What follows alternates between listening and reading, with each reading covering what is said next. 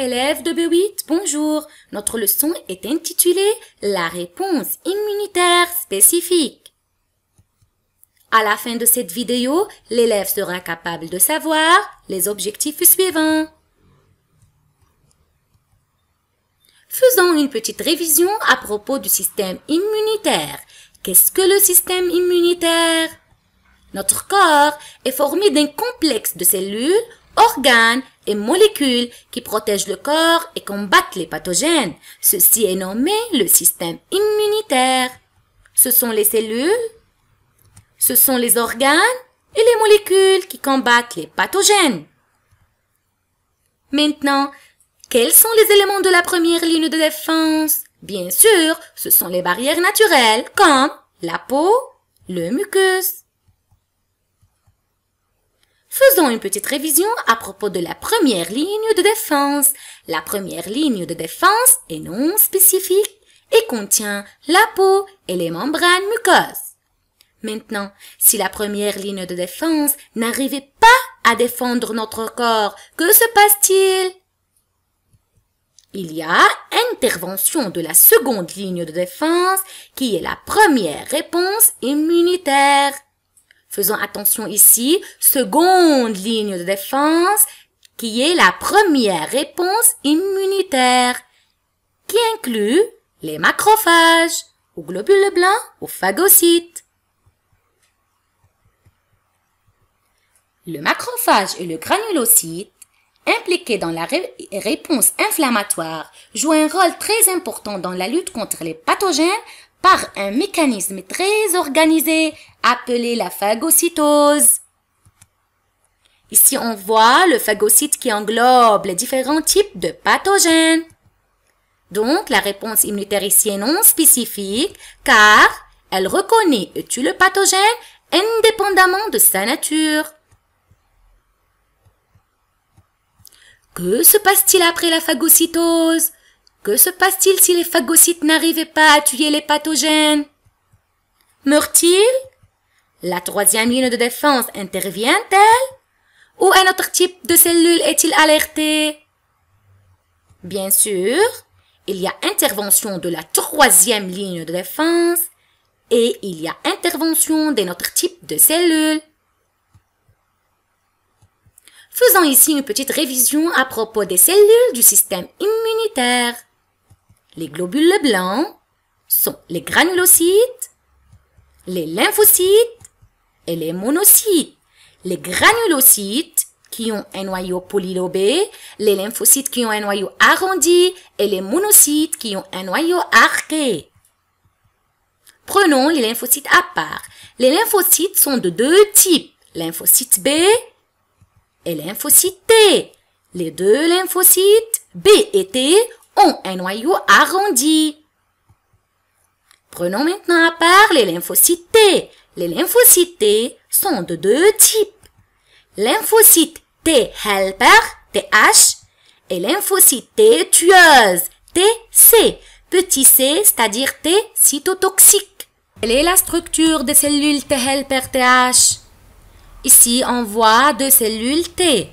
Chaque cellule présente à sa surface des molécules appelées récepteurs. Ici, la forme du récepteur est rectangulaire et ici, la forme du récepteur est circulaire. Donc, les cellules T helper ont différentes formes de récepteurs, c'est-à-dire chaque type de T helper a une forme spécifique de récepteur. Qu'ont-ils les pathogènes sur leur membrane?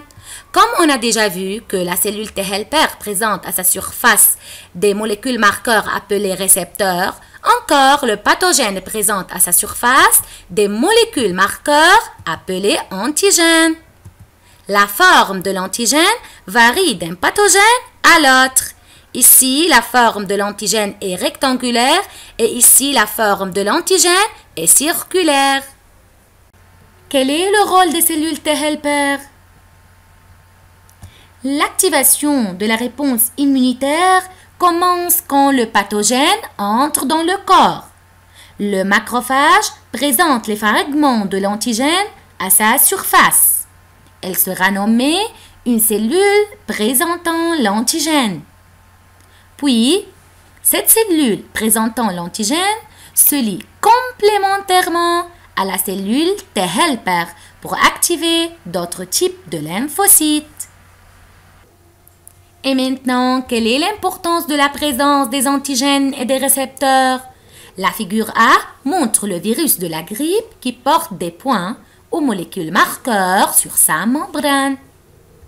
La figure B montre clairement les points qui représentent les antigènes de ce virus.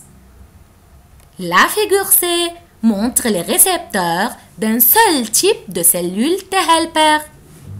Et la figure D montre la liaison entre le récepteur de la cellule T helper et l'antigène du virus.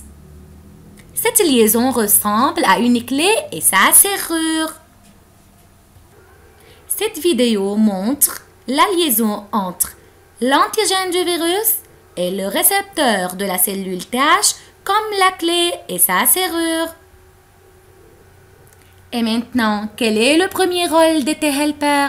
Les lymphocytes T helper, LTH, identifient les pathogènes et distinguent un type de pathogène d'un autre par leurs antigènes.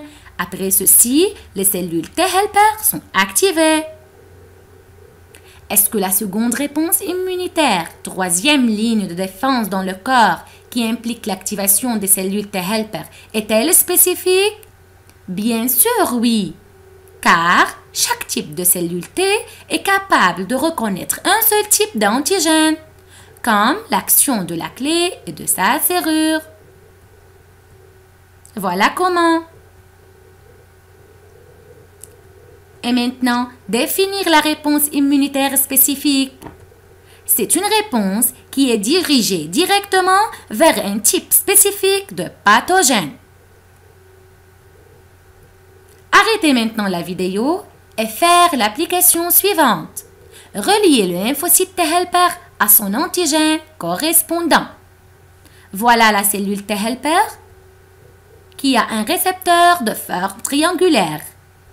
Et voilà les trois types de pathogènes. Le premier pathogène présente un antigène de forme triangulaire.